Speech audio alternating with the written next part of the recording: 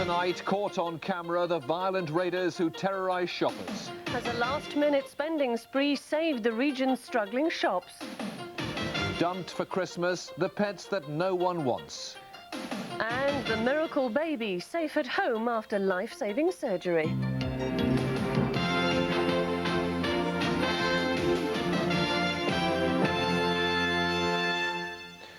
Good evening. It may be Christmas, but that doesn't deter violent criminals here in the south.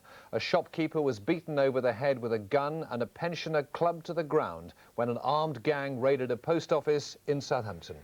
Both needed hospital treatment after the robbery. Customers in the shop were also threatened as the gang escaped with the day's takings. Police say they must be caught before they strike again. Aidan Pickering reports. It was the robbers' callous indifference to inflicting serious injury on innocent shoppers and staff, captured here on security video, that has shocked detectives investigating this vicious raid. One of the three masked men leaps over the counter and hits an elderly customer over the head twice with the butt of his shotgun. His accomplices, armed with shotgun and sledgehammer, rush from the post office at the back of the shop with bagloads of stolen money, about £700 in total, and make a getaway. The shop owner, Phil Green, was back at work again today, sharing a seasonal smile with his customers. But he too was clubbed during the raid.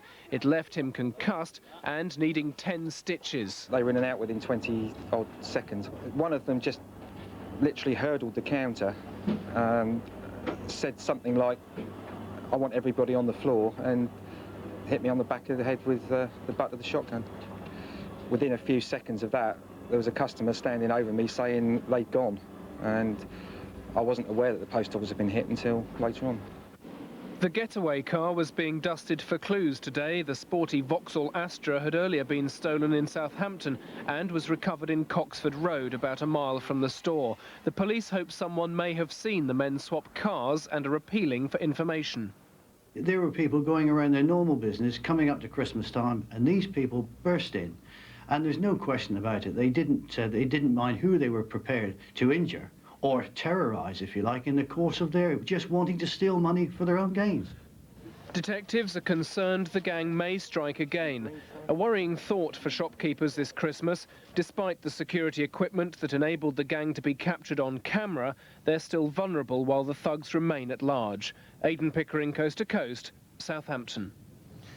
The Christmas shopping spree finally came to an end today. Most of the major chains say takings are up on last year. It seems customers are determined to enjoy themselves despite the economic gloom. The out-of-town superstores have done especially well, but of course that could be bad news for the smaller high street shops. Graham Bowd has this report. For most of the superstores, it's been a good Christmas. But today at Hedge End near Southampton, the main congestion was in the trolley park.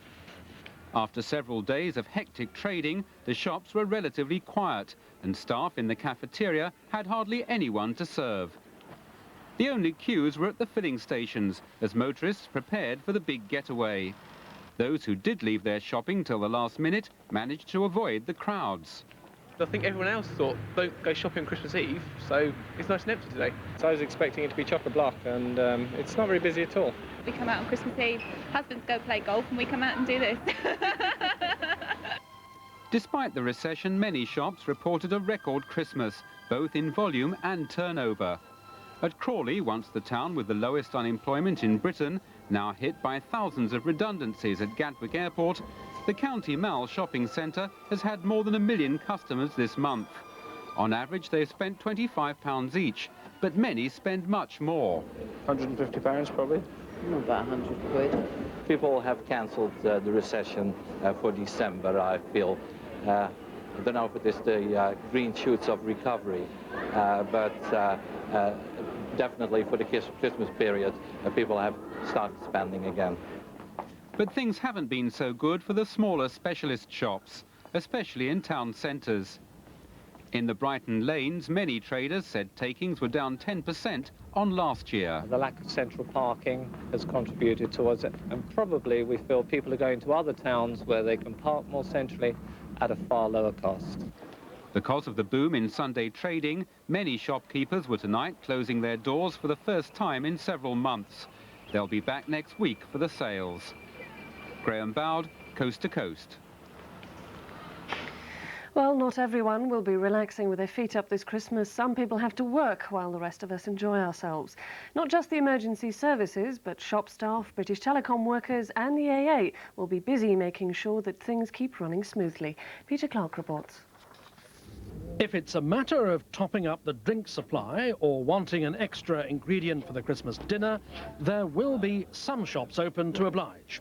It seems there'll be no shortage of last-minute panics at North Baddesley near Southampton. We're expecting about 800 customers to actually come in and buy distressed purchases such as they've forgotten their cream, their stuffing, cranberry sauce, batteries. All the kiddies will be getting battery-operated toys, and we're expecting to sell mountains and mountains of batteries tomorrow. We will even have people that have forgotten Christmas presents who will be in buying boxed chocolates, flowers, because people have given them a present and they've actually forgot to return the favour. I do believe that everybody should have their own Christmas and have their Christmas day, but then again it is up to the workers. If they want to work, then that's fair enough. People forget things. I mean, I remember a time last year when we forgot the bread sauce. If you've got to travel and you're going by taxi, spare a thought for the driver. In Colin Malloy's case, it's his third successive Christmas day at the wheel. Oh, it's great, actually. It's wonderful. The people are so happy, you know. We have a great time. And I've been given mince pies before now and all this sort of thing. It's great. It's a great feeling. What about the tips? Well, the tips aren't very good on Christmas Day because we charge extra, see, so you don't get many tips. But if you're taking your own car and you break down, don't despair. Just lift the telephone and a motoring organisation will be there, even though it's Christmas Day. Yeah, it's okay. It's a nice time to work. It's not too busy Christmas Day, and the people are happy to see us, so it's a fun time. It's a fun time of the year. Certainly Christmas afternoon is fairly quiet, but it gets quite busy from about 10:30 up until possibly early afternoon. It's very busy Boxing Day, yeah. It's just another day. Everybody's out and about, and if the shops are open, they'll be out buying presents with their Christmas money, so they'll be breaking down. Most folk will stay at home and do their communicating by phone. At least 100 British Telecom staff will be on duty across the south tomorrow, handling upwards of 40,000 directory inquiry calls, among other duties. Working here at Southampton and at Ryde on the Isle of Wight, Dorchester and Brighton, staff will be working 4-hour shifts. Peter Clark, Coast to Coast. But sadly, some people have learned they've lost their jobs this Christmas. At Andover, 42 people are being made redundant by the custom vehicle builders Locomotors. The firm has more than halved their staff since the stock market crash on the so-called Black Wednesday. And 16 people have been made redundant with immediate effect at Paul Pottery in Dorset. The job losses, which involve production staff, come 2 months after a management buyout at the internationally famous Chinaware firm. The new management had promised more jobs and increased investment. Unemployed people on the Isle of Wight have complained after several post offices ran out of cash yesterday because of the Christmas rush. At Ventnor, so many people were trying to claim benefit that the post office twice ran out of money and had to close on each occasion. Extra money has been brought over from the mainland to meet demand. A major operation is underway in Berkshire to prevent a river from becoming polluted. A tanker containing thousands of gallons of fuel has overturned into the water. The articulated lorry containing 15,000 gallons of kerosene is lying on its side in the River Kennet at Kintbury near Newbury. The accident happened after the vehicle ran out of control. The National Rivers Authority has put a boom across the river to prevent any leakage. The driver wasn't hurt in the accident. An 86-year-old Reading woman is recovering after being woken by a masked intruder who put his hands around her throat and then stole her Christmas pension money. Police say the woman woke in the early hours to find the man leaning over her. A 13-year-old boy accused of causing a policeman grievous bodily harm will spend Christmas in council care. The boy is alleged to have hit the officer with a hammer. Doctors at the Royal Hampshire County Hospital in Winchester treated Constable Robert Hurd. Police say he may have a fractured skull following the incident in Andover. Workers at a monkey farm in Sussex have managed to get home without incident this Christmas Eve. Last night, they were locked inside their own premises by campaigners opposed to animal experiments. The protesters had padlocked the gates at the farm run by Shamrock Great Britain Limited at Smaldole near Henfield. The lock-in ended when 10 police officers arrived and persuaded the protesters to open up the gates. Tonight there's been no repeat of the incident. Well, coming up on tonight's Christmas Coast to Coast, Carl Tyler with your Yuletide weather, plus making it a happy Christmas for the kids who won't be home for the holiday. And we meet little Catherine, the miracle baby who will. But first, hundreds of unwanted pets have already been dumped at RSPCA sanctuaries by heartless families in the south. Some people say they want to trade in their old pet for a younger one, or they say they can't afford to buy Christmas presents and keep a pet. Malcolm Stewart has this report. At 10 years old, this Jack Russell is no longer wanted as a pet. He's one of 25 dogs that have been brought into the RSPCA Rescue Centre at Brighton this week, and staff here say it's often because owners want younger, more lively animals. As the dogs get older, they lose interest and they want to take on a younger puppy. What do they say to you when they arrive with, say, an 11-year-old Labrador? Oh, there's lots of different excuses. I mean, some of them are obviously genuine, but I feel a lot of them probably aren't very genuine at all. There are so many animals in the centre at the moment that the RSPCA has had to appeal for donations of food to help keep down costs. Some people have been booking up in advance to bring their pets in. Jenny Wells says that some of these are giving up their pets so they can afford Christmas presents. We've had a lot more animals in before Christmas this year than we have in previous years. I mean, people are still losing their homes, their jobs, and with the pressure of Christmas, obviously they can't afford to keep their animals any longer. And so faithful family pets end up in the kennels or the adjoining cat shelter. The policy of the centre is to find homes for all unwanted animals. The problem is that most of the dogs here are fairly elderly. People coming here in search of pets are mainly looking for animals who will be with them for many years. Medium-sized dog, age really, anything sort of under about 2 years old. So you wouldn't really be interested in taking a dog of 10 or 11? Not sort of 10 or 11 years old, no. We're not too sure of its temperament or how it's been brought up in its younger years. With a sort of younger child around, it's not really advisable for us. And sadly, an ageing Jack Russell, however appealing, doesn't quite fit the bill. Malcolm Stewart, Coast to Coast, Brighton. Now, as we all know, Christmas is a time for children, and no one's more aware of that than the doctors and nurses who care for those children who have to stay in hospital. Many are seriously ill, but the staff make sure that Christmas is still a special time. Nigel Burwood's been to meet some of those children we'll all be thinking about.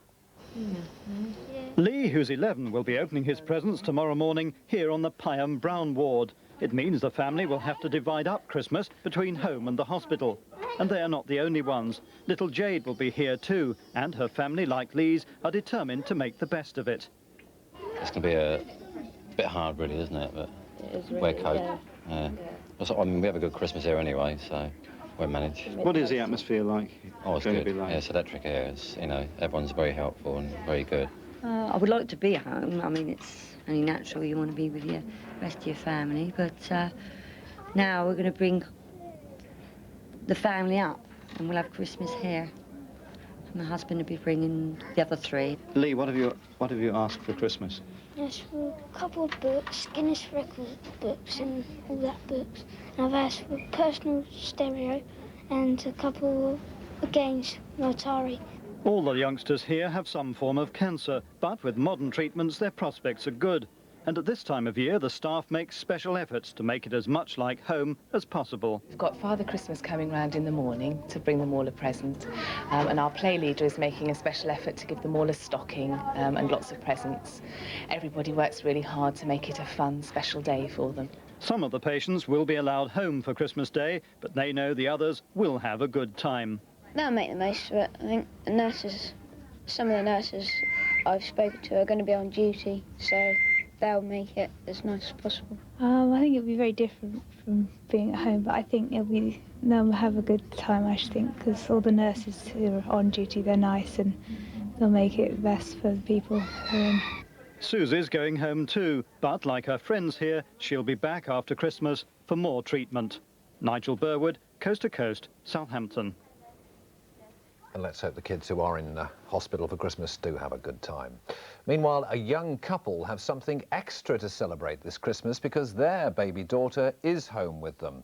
Little Catherine Butler was born with 2 holes in her heart. She needed a major operation but has recovered so quickly she's been sent home early to join her family for Christmas. Keith Malone has the happy story. Under the Christmas tree, the one present this Southampton family had wanted the most. Baby Catherine back home with them. There's no wrapping paper or ribbon with this present, but the gift of having Catherine home is the best Mary and Glenn Butler could have prayed for. And pray for her they have, every day and every night, since she underwent life-saving heart surgery just 2 weeks ago. They told me that babies in this situation would at least be in intensive care for a week, and she was home within a week. So, yeah, I mean, it's just great to have her here. Catherine is just 7 months old. She was born with 2 holes in her heart and some of her arteries were also in the wrong place. Surgeons at Southampton General's cardiac unit had to carry out one of the most complicated heart operations they'd ever attempted. If you consider that the children are only 4 or 5 kilos and that the size of the heart is no more or approximates to the size of a peach, then actually you can get an idea of how demanding the surgery is. And I would say from our own point of view, it's probably the most challenging of all the operations that we do. Catherine was a great surprise to us in that not only did she recover fully, she recovered so incredibly quickly that we were all absolutely delighted with her progress.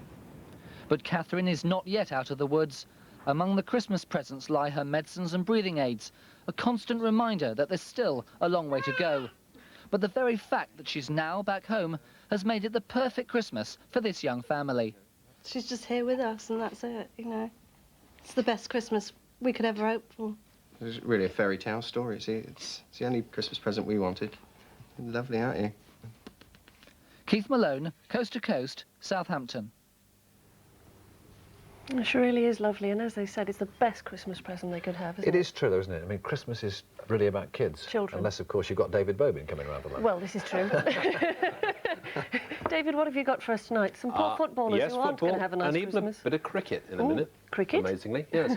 Well, while we all tuck into the turkey and the Christmas pud, spare a thought for the typical professional footballer. For example, the players of Southampton will be training tomorrow and spending the night away from their families in a London hotel. And they'll be up early on Boxing Day, ready for their midday kick-off with Chelsea. Jeremy Pearce reports. No time for last-minute Christmas shopping for these players. It's training as usual for the Southampton team. With 2 important games in 3 days, there's no time to relax. Fitness is all important, and the manager is confident his players will show restraint with the eating and drinking. It's difficult when, particularly at Christmas time, when you've got family and friends around and everybody wants to enjoy themselves because of the Christmas festivities. And really you've got to be able to say no to that extra mince pie, no to the Christmas pudding and no to the drink, certainly. For goalkeeper Tim Flowers, there's an extra reason for celebrating. His daughter Emma is 3 today, but he understands the need to sacrifice some of the joys of Christmas. It is part of the job. You're asked to prepare yourself physically and mentally, and we all do that. You know, you saw us train this morning, and it'll be not quite as much Christmas pudding and not quite as much turkey tomorrow. As you can see, we've got Katie and there's Emma as well. So we spend a family Christmas. We train as normal, and it's the life that I know, and it's the life that a professional footballer knows. So for Tim and his teammates, more training again tomorrow before the coach trip up to London. 3 points against Chelsea will make it all seem worthwhile. Although little Katie won't quite understand why her dad had to leave her on Christmas Day. Jeremy Pearce, Coast to Coast. Well, weather permitting, the South's other teams are all at home on Boxing Day. In the First Division, Pompey play Bristol Rovers. In Division 2, Bournemouth meet Swansea, Brighton take on Burnley, and Reading play the league leaders Stoke City. Kick-off at Elm Park there is at 1 o'clock. Well, now, it's not exactly cricket weather, but players from the Westmoors Club down in Dorset were dressed up in their whites today. It's all part of a protest over the village cricket pavilion with the club and parish council. They're on a collision course. The cricketers of Westmoors are not only looking to sharpen up their playing skills, they're more than a little upset at the parish council, who've refused them permission to build an extension to the village sports pavilion. Well, all we can do is hopefully stir up enough interest in the village, in the people, the parishioners of the village, to sit down with them and talk about it. Let's talk about it again, because clearly the decision they've made is against the parish interest, providing what is a free facility at no cost to the council whatsoever. The team have raised more than £14,000 to build a bar and a social club extension. And when their plans were turned down at the beginning of December, they decided to raise a petition in the village and stage a protest in their whites on Christmas Eve. People who have been approached have been very sympathetic towards what we're trying to do, because as you can see from looking around you, there is not too much here. All we want is a heart to the club. The parish council have turned down the application on the grounds that it's likely to cause an increase in drunkenness and vandalism. But despite this setback, the cricketers of Westmoors are quietly confident they may still get their new extension. Yes, I don't think they're going to miss out. I'm sure that'll be sorted out. Anyway, that's it from sport. Fred. And a happy Christmas to you. Thank you. A year's good sport there, mate. Thank you. Now, 8-1 against Snow in the coast-to-coast area, said the bookies. Fair odds, said the maestro. And for once he's going to be right, because we're not going to see a flake, are we, tomorrow? No, Fred, I told you that on Monday. I know you did. With great confidence, you said it. Well, always with confidence. Whether it's right or not is another matter. But we may well. Some places are going to wake up tomorrow to a lovely white scene through frost. A white scene through frost? May not get it. And this fog and ice that's been around, still a bit of a menace? Tonight, tomorrow night, and right the way through the weekend. OK. So, do what I do. Stay indoors, eat the mince pies. Absolutely great. Well, certainly we had some sunshine today. More cloud around than yesterday, but again, that fog lingered in one or two places, particularly up around the Thames Valley, and there, the temperature's hardly getting above freezing. Now, let's start with our satellite picture, and as you can see, a large area of cloud up over Scotland, but as we come further south, less and less cloud, and there is a band of cloud running down from Cambridge down towards our area. That's not cloud, that's fog. And more cloud on the continent. Some of that continental cloud could well be with us, though, later in the night. On the overall weather pattern, the cloud up over Scotland is a frontal system. There's a lot of rain with that up over northern Scotland at the moment, but it is beginning to edge away. By noon tomorrow, you can see the front beginning to push back in towards Scotland. Could be down with us in a day or two, just as some cloud. For ourselves, we've got the high pressure right the way over the top of us, so we've got another dry day tomorrow. Some fog to start with, but I think a rather cloudy day. Tonight, most of the problems are going to be as we go into the evening and the earlier part of the night. Fog already in places is going to become quite widespread. After midnight, though, we could well find the fog along the coast starting to disperse, starting to lift up, although it'll remain rather misty and murky. Well inland, temperatures down to -3 again. That's 27 degrees Fahrenheit. So watch the roads, icy roads, and watch the pavements if you're out this evening as well. Quite a lot of ice around. And then tomorrow morning, a rather dull, misty, murky start right through the area. Still some patchy fog around in the north, up over the higher ground. But as we go through the morning, we're going to see that fog slowly beginning to disperse, the mist easing away. Into the afternoon, still a lot of cloud there, dry, one or two brighter spells. You may just a touch of sunshine in Wiltshire, but don't expect too much. The winds are very light southeasterly. Now, the best temperatures tomorrow are going to be down on the coast. They could reach 41 degrees Fahrenheit. Now, looking ahead for the next 2 or 3 days, right through the bank holiday, it's fog in the mornings. It's going to be the problem, and overnights. Saturday and Monday could well brighten up with a little bit of sunshine. Sunday, though, looks to be a rather cloudy day right the way through. Now, if you're going sailing this weekend, Saturday and Sunday, we're looking for very light winds, east to northeasterly, force 3, or even less. But by the time we come through to Monday, we're going to see those winds picking up a bit, still from the northeast, although we may well see a force 3 or 4. But watch the sea temperatures. They're only 10. That's 50 degrees Fahrenheit, so it's not the sort of weather to fall overboard. Our picture tonight, that's by Lisa Bromley, and the summary tonight, frosty and foggy. Tomorrow, cloudy with early fog. Thank you, Carl. And a look at the main headlines in the south tonight. A shopkeeper was beaten on the head with a gun and a pensioner clubbed to the ground during a post office raid in Southampton. The major chain stores in the south say takings are up this Christmas, but some smaller high street shops say sales are down. And hundreds of unwanted pets have already been dumped at RSPCA sanctuaries by families in the south. Well, as you can see, while Carl was doing the weather, we were busy putting our Christmas decorations out. These are just a few of the cards you sent us. We didn't have room for all of them. We haven't got a big enough desk. There were hundreds of cards, and we just want to say we really do appreciate them, and we hope you have a lovely Christmas as well. Yeah, we've got hundreds more outside. We're going to take them home, aren't we? Yes, we are. Anyway, thanks very much. Finally, we're going to leave you tonight with the very last of our Christmas carols. It's a good one. Tonight, the children of St Peter's Church of England School at Early in Reading sing Silent Night. From all of us, do have a very happy and peaceful Christmas, and join us again, if you will, for Coast to Coast next Tuesday. Until then, from all of us, bye-bye. Bye-bye.